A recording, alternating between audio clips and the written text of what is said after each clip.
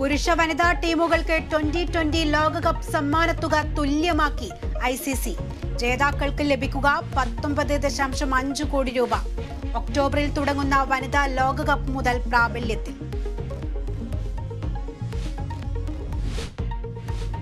അതിഷി മർലേന ഡൽഹിയുടെ പുതിയ മുഖ്യമന്ത്രിയാകും.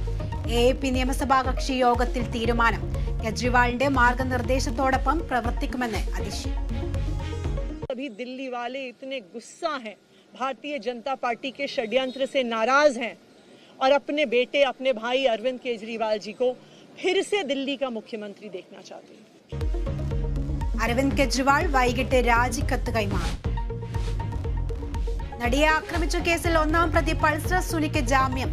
സുപ്രീം കോടതി വിധി കേസിൽ വിചാരണ നീളുന്നത് ചൂണ്ടിക്കാട്ടി. പൾസർ സുനിക്ക് ജാമ്യം ലഭിക്കുന്നത് 7.5 വർഷത്തിന് ശേഷം.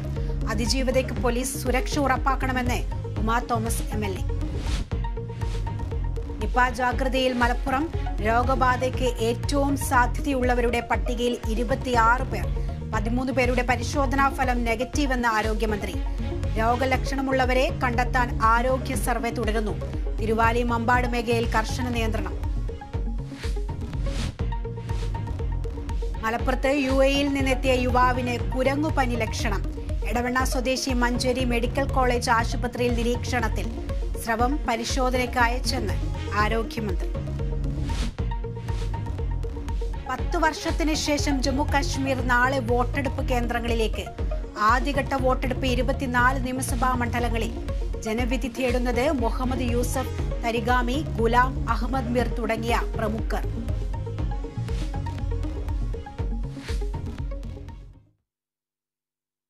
ലോകകപ്പ് ക്രിക്കറ്റിൽ പുരുഷ വനിതാ ടീമുകൾക്ക് നൽകുന്ന സമ്മാനത്തുക തുല്യമാക്കി ICC.